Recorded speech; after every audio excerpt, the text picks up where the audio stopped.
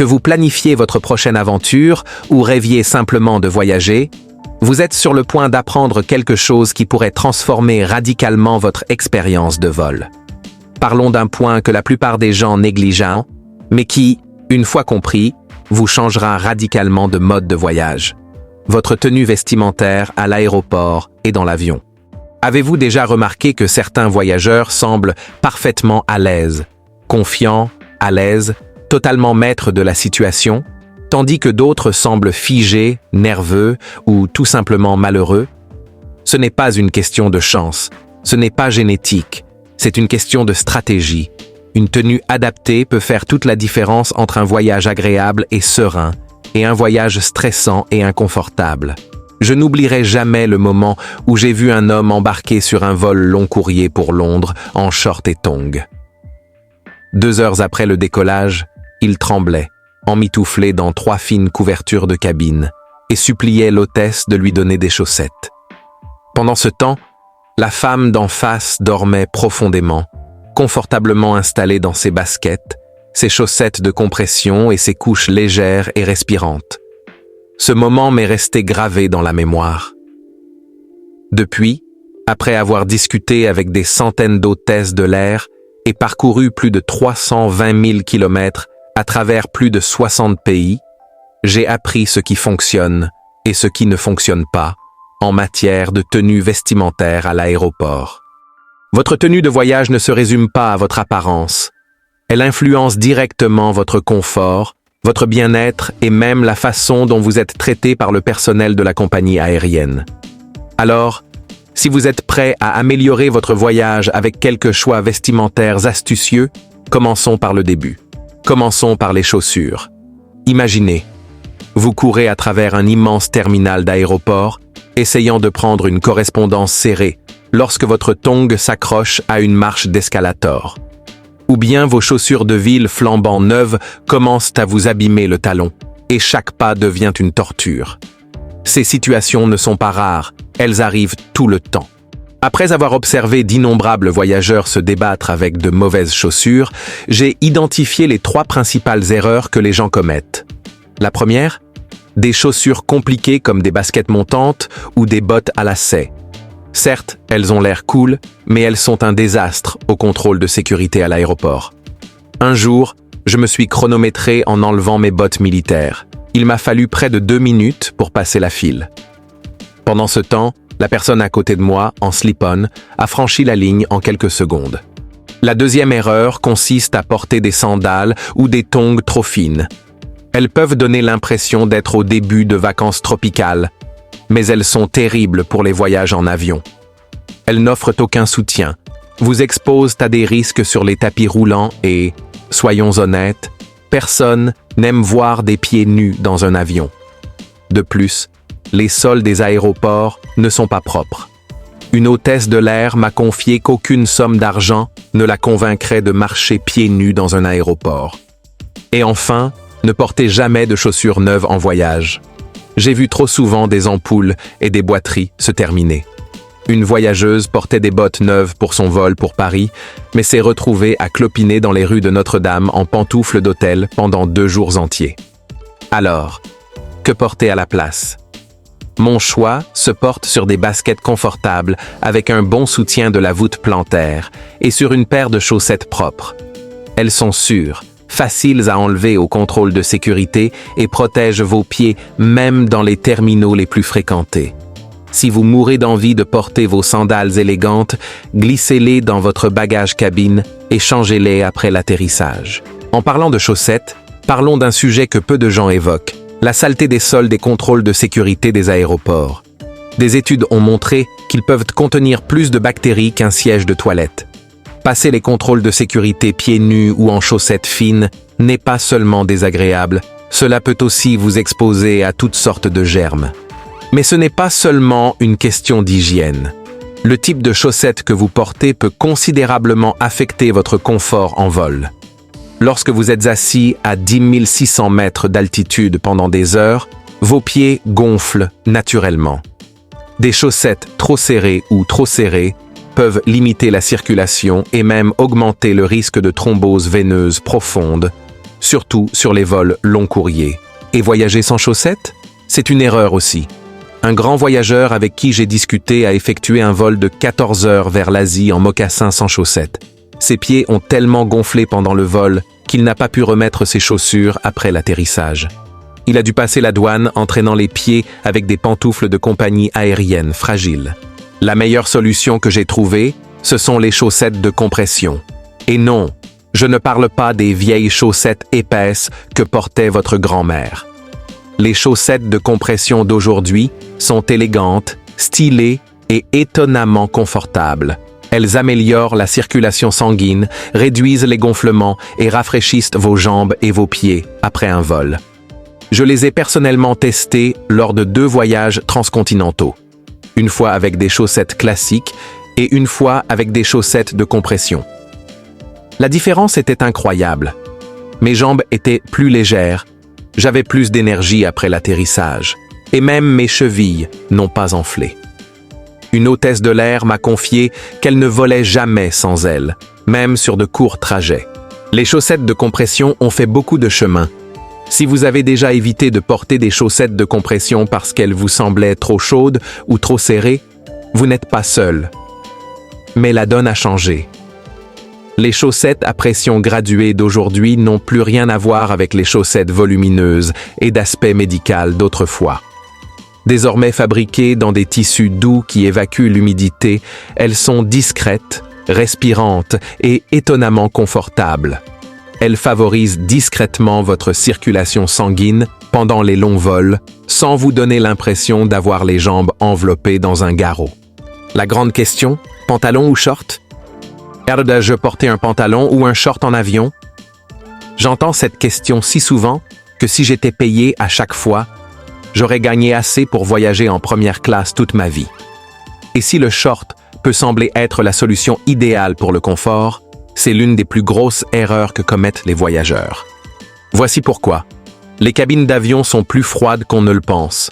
Cet air frais et recyclé oscille généralement entre 18 et 21 degrés. Et si vous avez le malheur d'être près d'une bouche d'aération, vous pouvez avoir l'impression d'être coincé dans un réfrigérateur volant. J'ai vu trop de gens grelotter pendant un vol de nuit, emmitouflés dans une fine couverture, regrettant leur choix vestimentaire. La vérité grossière sur les sièges d'avion. Le confort n'est pas la seule raison d'éviter les shorts. Pensez au siège dans lequel vous vous installez. Si les compagnies aériennes font de leur mieux pour nettoyer entre les vols, ces sièges ne sont pas nettoyés en profondeur après chaque passager. Un agent de bord m'a dit un jour avoir vu toutes sortes de choses, des boissons renversées aux couches qui s'infiltrent dans ces coussins. Voudriez-vous vraiment que votre peau nue touche cela? Qu'est-ce qui fait le pantalon de voyage parfait?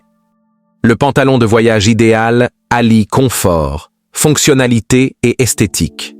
Une ceinture souple, un tissu naturellement respirant et juste assez extensible pour une liberté de mouvement optimale peuvent faire toute la différence. Mon préféré?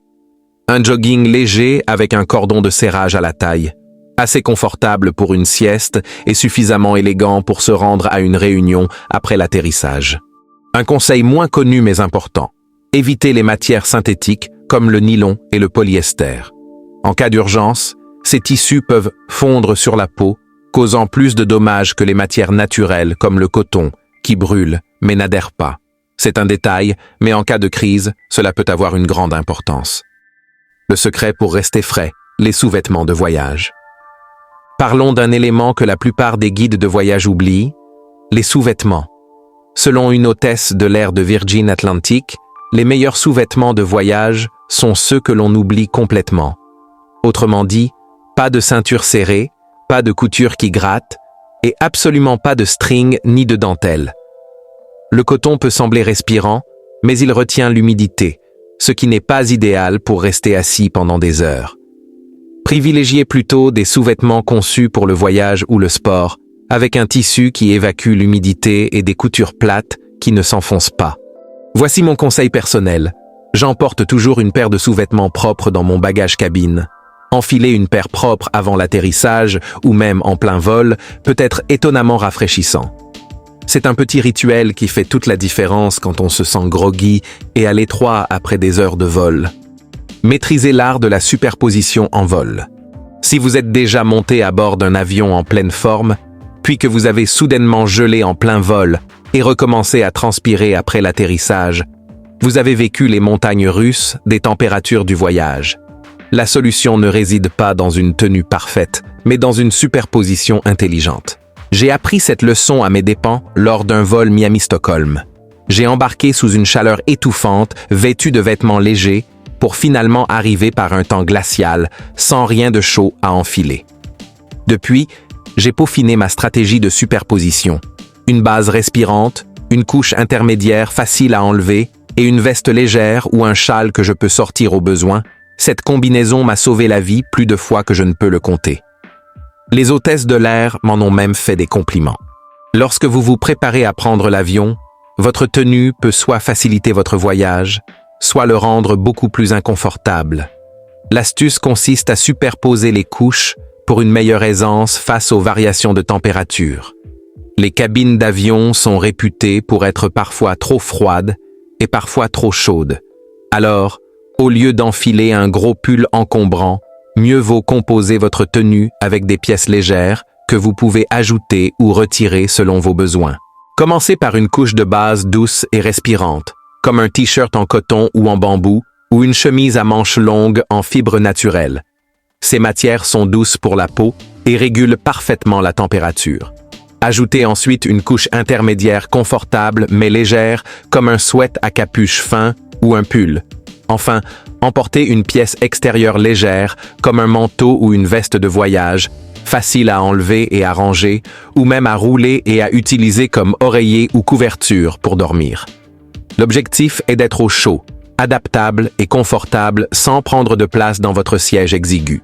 Une hôtesse de l'air a partagé un conseil astucieux. Elle ne monte jamais à bord sans une écharpe fine. Pourquoi? Parce que c'est l'accessoire polyvalent par excellence. Il peut couvrir vos épaules s'il fait froid en cabine, se rouler dans un appuie-tête ou masquer la lumière si vous souhaitez faire une sieste. C'est le genre d'accessoire de voyage indispensable qui prend peu de place et offre un excellent rapport qualité-prix. Et lorsqu'il s'agit de choisir ses vêtements, le tissu est plus important qu'on ne le pense. Les matières naturelles comme la laine mérinos, le coton et le bambou respirent bien mieux que les synthétiques. Ces tissus vous tiennent chaud quand il fait froid et frais quand il fait chaud. Exactement ce dont vous avez besoin lorsque la température fluctue constamment en plein vol. Parlons maintenant des accessoires, ces petits détails qui peuvent soit vous faciliter la vie à l'aéroport, soit vous causer des retards gênants. Le coupable le plus courant? Les bijoux. Certes, un gros collier ou un bracelet métallique peuvent être élégants, mais ils sont des aimants pour les détecteurs de métaux. Avoir du mal à les enlever pendant les contrôles de sécurité, tout en jonglant avec ses chaussures, son ordinateur portable et sa carte d'embarquement, est plus compliqué que rentable. Une voyageuse fréquente m'a confié qu'elle avait juré de ne plus porter de bijoux les jours de vol après avoir raté une correspondance à cause d'un bracelet trop fragile qui ne voulait pas s'enlever à temps. Les ceintures sont un autre problème.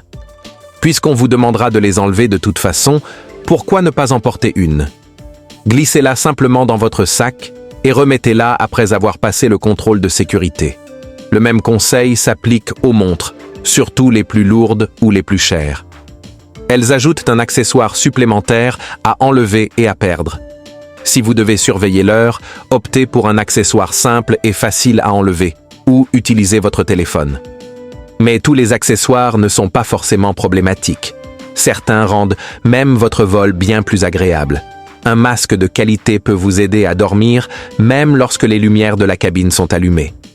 Un casque anti-bruit est une bénédiction lorsque vous êtes coincé à proximité de passagers bruyants, du bruit des moteurs ou de bébés qui pleurent.